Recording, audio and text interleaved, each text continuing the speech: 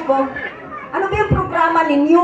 Bakit kayo nawala? Nawala si Marcos, nawala po ka, nawala ang Libay, nawala ang Apo Marcos, ano ba yan? Papa, tatay, patay. Ayun ang biro ko sa kanila.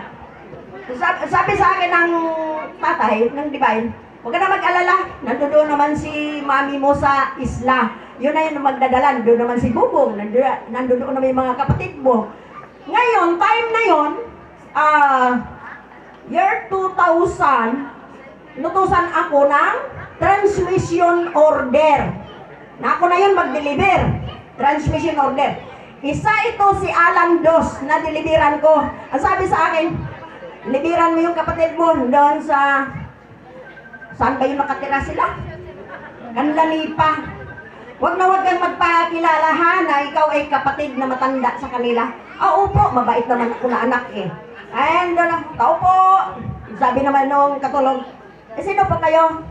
Sabi ko, taga Malacanang. Ay, para ako makapasok. Sabi, ay, Mayor, taga Malacanang. Patuloyin mo, tuloy. Sabi ni General, huwag kang magpakilala na ate kanila. Hindi pa napapanahon. Sabi ko, opo. Kaya nga, taga Malacanang po ako, Mayor. Sabi sa akin, ganun ba, ma'am? Upo ka muna. Upo naman ako. Iba yung asawa niya. Sino yung asawa niya noon? Hindi ko na inintindi yun. Hindi ko na inintindi yun. Yung asawa ni Alan. Kasi yung habilin sa akin ng ama namin, yun sinunod ko. Sabi sa akin ma'am, taga saan ka ba? Ako taga Malacanang po, Mayor. Ito po yung transmission order. Ito po yung pinadeliver sa iyo ng presidente. Di tinanggap. Sabi ko, bakit kaya tinanggap? Hindi naman binasa. Baka naman itapon lang ito. Ano ang laman ng transmission order? Kaya ito ngayon, nung ako mag-deliver ng transmission order, iwan ko kung naintindihan ba nila yon. So ito na ang punto. Dito muna tayo sa gobyerno. So ang dinala ko, it's Global World GOI 101. GOI is Government Office Investigation. Investigador po ako.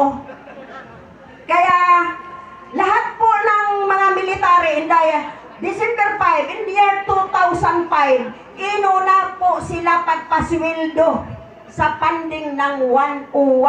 Dahil mag-military takeover tayo. So military takeover is divine government.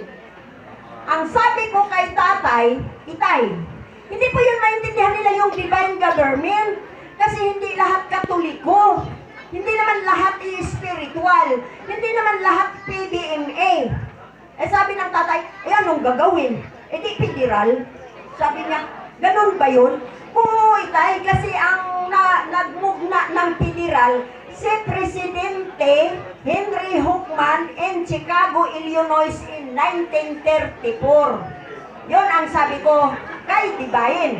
Kaya sabi sa akin, talino ka talagang bata ka, saan ka ba nag-research? Sabi ko, mana lang ako sa'yo. Ano ka ba naman? Ito na usapan namin, tinayo niya yung H-word. Sino H-word dito? Walang member ng H-word. PBMA lang lahat. Papaliwanag ko sa inyo ano yung PBMA ha. Dito muna tayo sa topic ng H-word. Ngayon, ito nga yung H-word, marami nang namimbro sa Maynila. Ang ginawa ni